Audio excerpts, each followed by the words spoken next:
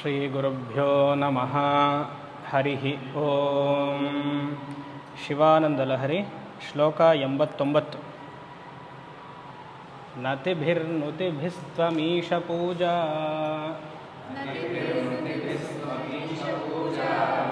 ವಿಧಿಭಿರ್ಧ್ಯಾನ ಸಮಾಧಿಭಿರ್ನ ತುಷ್ಟಃ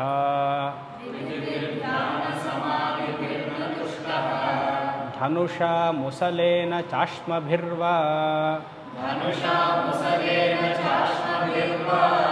ವದತೆ ಪ್ರೀತಿಕರಂ ತಥಾ ಕರೋಮಿ.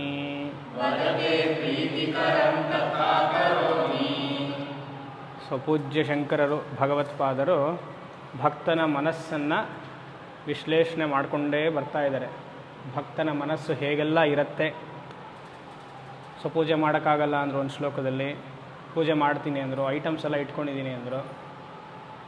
ಆಯ್ತು, ಆದರೂ ಮಾಡಿಬಿಡ್ತೀನಿ, ನಿನಗೇನು ಕೊಡೋಕ್ಕಾಗಲ್ಲ ಫಲ ಅಂತಂದರು. ಇಲ್ಲಿ ಹೇಳ್ತಿದ್ದಾರೆ, ಈಶ್ವರ ನಿನಗೆ ಈ ಪೂಜೆ, ಜಪ, ಧ್ಯಾನ, ಅರ್ಚನೆ ಇದೆಲ್ಲ ಮಾಡಿದ್ರೆ ನಿನಗೆ ಸಂತೋಷ ಆಗಲ್ಲ ಅನಿಸುತ್ತೆ. ನಿನಗೇನು ಮಾಡಬೇಕು ಗೊತ್ತಾ? ಕಲ್ಲಲ್ಲಿ ಹೊಡಿಬೇಕು. ನಿನಗೆ ಕಲ್ಲಲ್ಲಿ ಹೊಡಿಬೇಕು, ಇಲ್ಲ ಬಾರಿಸ್ಬೇಕು ಚೆನ್ನಾಗಿ, ಒನಕೆಯಲ್ಲಿ ಹೊಡಿಬೇಕು ನಿನಗೆ. ಆವಾಗಲೇ ನೀನು ತೃಪ್ತಿ ಆಗುತ್ತೆ. ಎಷ್ಟು ಬೆಳಗ್ಗೆಯಿಂದ ರಾತ್ರಿವರೆಗೂ ಜಪ ಮಾಡ್ತಿದ್ದೀನಿ, ಧ್ಯಾನ ಮಾಡ್ತಿದ್ದೀನಿ, ಏನು ತೃಪ್ತಿನೇ ಆಗಲಿಲ್ವಲ್ಲ ನಿನಗೆ? ನೀನು ನಿಜವಾಗ್ಲೂ ಯಾವಾಗ ಗೊತ್ತಾ ತೃಪ್ತಿ ಆಗಿರೋದು?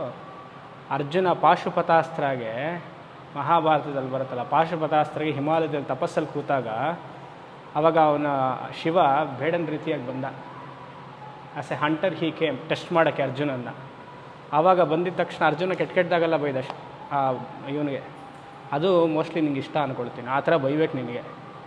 ಇಲ್ಲ ಅಂದರೆ ಆ ಆ್ಯರೋ ಬತ್ತಳಿಕೆಯಲ್ಲಿ ಬಾಣಗಳಿತ್ತು, ಆ ಬಾಣ ತಗೊಳ್ತಾನೆ ಅರ್ಜುನ, ಮಾಯ ಆಗೋಯ್ತು.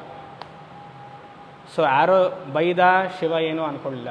ಬಾಣವನ್ನು ಹೊಡೆಯೋಣ ಅಂದರೆ ಆ ಬತ್ತಳಿಕೆ ಖಾಲಿ ಆಗೋಯ್ತು. ಸರಿ, ಇನ್ನೇನು ಮಾಡ್ದ? ಧನುಷ್ ಅಂತಿತ್ತಲ್ಲ, ಆ ಧನುಷನ್ನ ತಗೊಂಡು ತಲೆಗೆ ಹೊಡೆದ, ಈಶ್ವರನ ತಲೆಗೆ. ಅಲ್ಲಿಕ್ಕೆ ಈಶ್ವರ ಹೇಳ್ತಾನೆ, ಈ 3-4 ಆಯುಧಗಳಿಂದ, ಮಾತು ಒಂದು ಆಯುಧನೇ ಎಲ್ಲ ಸೇರಿಸಿ ಮಾಡಿದಾಗ 3ನೇದು ನನಗೆ ತುಂಬ ಇಷ್ಟ ಆಯಿತು. ಅಂದರೆ ಬೋಲ್ ಹೊಡೆದಿದ್ದು ತುಂಬ ಇಷ್ಟ ಆಯಿತು ನನಗೆ, ನಾನು ಅದನ್ನು ಸ್ವೀಕರಿಸ್ತೀನಿ. ಮೋಸ್ಟ್ಲಿ ಆ ಥರ ನಿನಗೆ ಮಾಡಬೇಕು ಅನಿಸುತ್ತೆ. ಅದೊಂದು. 2ನೇದು, ಒಂದು ಪುರಾಣದಲ್ಲಿ ಒಂದು ಕತೆ ಬರುತ್ತೆ. ಗೊತ್ತೋ ಗೊತ್ತಿಲ್ಲದೇನೋ ಒಬ್ಬ ಭಕ್ತ ವನಕ್ಕೆ ತೊಗೊಂಡು ಪರಮೇಶ್ವರನಿಗೆ ಹೊಡೆದು ಬಿಡ್ತಾನೆ. ಗೊತ್ತಿರಲ್ಲ, ಏನೋ ಕೆಲಸ ಮಾಡ್ತಿರ್ತಾನೆ, ಪರಮೇಶ್ವರನಿಗೆ ಹೊಡೆದು ಬಿಡ್ತಾನೆ. ಅದು ಭಗವಂತ ಸ್ವೀಕರಿಸ್ದ. ಮತ್ತು ಒಬ್ಬ ಭಕ್ತ ಈಶ್ವರನ ಭಕ್ತಿ ಮಾಡಿ ಈಶ್ವರನ ಇಷ್ಟ ದೇವತೆ ಮಾಡ್ಕೊಂಡಿರ್ತಾನೆ. ಕಾರಣಾಂತರದಿಂದ ಅವನು ಜೈನ ಪರಂಪರೆಗೆ ಸೇರಿಬಿಟ್ಟಿರ್ತಾನೆ, ಶಕ್ಯಮುನಿ. ಅವನಿಗೆ ನೈವೇದ್ಯ ಮಾಡೋಕ್ಕೆ ಮತ್ತು ಅರ್ಚನೆ ಮಾಡೋಕ್ಕೆ ಏನೂ ಸಿಗಲ್ಲ. ಬೆಟ್ಟದ ಮೇಲೆ ಧ್ಯಾನ ಮಾಡ್ತಾ ಕೂತಿರ್ತಾನೆ. ಸೊ ಪಕ್ಕದಲ್ಲಿ ಕಲ್ಲಿರುತ್ತೆ, ಕಲ್ಲು ತೊಗೊಂಡು ಈಶ್ವರನಿಗೆ ಅರ್ಚನೆ ಮಾಡೋಕ್ಕೆ ಶುರು ಮಾಡ್ತಾನೆ. ಲಿಂಗಕ್ಕೆ ಹೊಡೆಯೋದು ಅದೆಲ್ಲ ಮಾಡೋಕ್ಕೆ ಶುರು ಮಾಡ್ತಾನೆ. ಸೊ ಇಷ್ಟೆಲ್ಲ ಮಾಡಿದ್ದೀನಿ, ನಿನ್ಗೆ ಇಷ್ಟ ಆಗಿಲ್ಲ ಅಂದರೆ ಈ 3ರಲ್ಲಿ ಯಾವ್ದಾದ್ರು ಒಂದು ಮಾಡು, ಅದು ಹೇಳು. ಅದು ಇಷ್ಟ ಆದರೆ ನಾನು ಅದೇ ಮಾಡ್ತೀನಿ ನನಗೆ. ಇವಾಗ ಅದ್ರಲ್ಲಿ ಹೇಳ್ತಾ ಇದೆ ಅಷ್ಟೇ. ಈ ಮಂತ್ರಕ್ಕೆ ಅರ್ಥ ಇದೆ. ಹೇ ಈಶಾ ನತಿಬಿಹಿ. ನತಿಬಿಹಿ ಅಂದರೆ ನಮಸ್ಕಾರ ಮಾಡೋದಾಗಲಿ, ನುತಿಬಿಹಿ ಸ್ತೋತ್ರ ಮಾಡೋದಾಗಲಿ, ಪೂಜಾ ವಿಧಿಬಿಹಿ ಆಚಾರ ರೀತಿಯಲ್ಲಿ ಪೂಜೆ ಮಾಡೋದಾಗಲಿ, ಧ್ಯಾನ ಸಮಾಧಿಭಿರ್ವ ನ ತುಷ್ಟಃ. ಧ್ಯಾನ ಸಮಾಧಿ ಎಲ್ಲ ಮಾಡಿದ್ರೆ ನಿಂಗೆ ಸಂತೋಷ ಆಗಲ್ಲ ಅಂದ್ಕೊಳ್ತೀನಿ. ಏನು ಮಾಡಬೇಕು? ಧನುಷೇನ ಮುಸಲೇನ ಅಶ್ಮಭಿರ್ವ. ಈ 3ರಲ್ಲಿ ಯಾವ್ದಾದ್ರು ಪ್ರೀತಿಕರನ ನಿನಗೆ? ವದ ತೇ ವದ. ಪ್ರೀತಿಕರಂ ಯಾವ್ದಾರು ಒಂದು ಇದ್ದರೆ ಹೇಳು.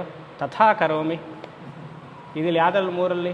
All 3 or any one of the 3 ನೋಡಿ. ಅದೆಲ್ಲ ಒಂದು ಕಥೆ ಮೂಲಕ ಒಂದು ಶ್ಲೋಕದಲ್ಲಿ ತರೋದು ಶಂಕರದ್ದು ವೈಶಿಷ್ಟ್ಯ. ಆಯಿತಾ?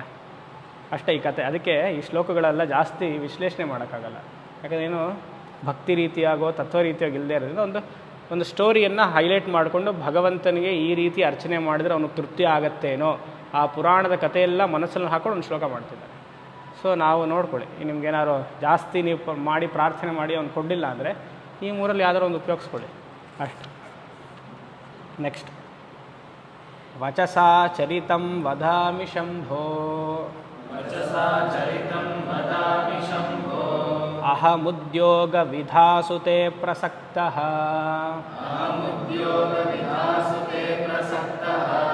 ಮನಸಾ ಕೃತಿ ಮೀಶ್ವರಸ್ಯ ಸೇವೆ ಶಿರಸಾ ಚೈವ ಸದಾಶಿವಂ ನಮಾಮಿ.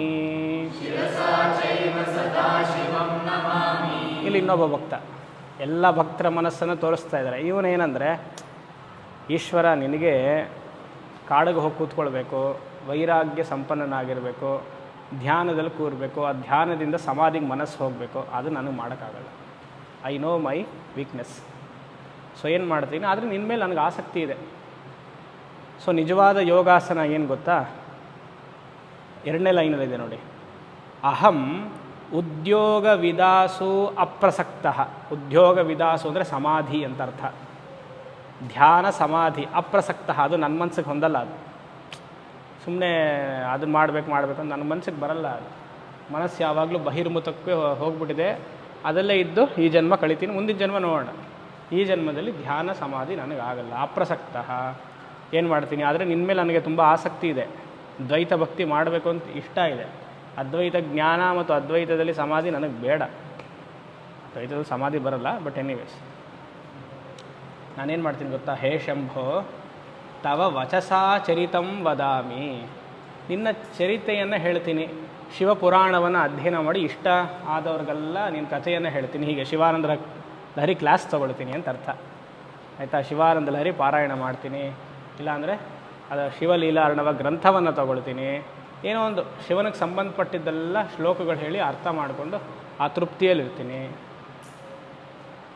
ಮನಸಾ ಆಕೃತಿ ಈಶ್ವರಸ್ಯ ಸೇವೆ.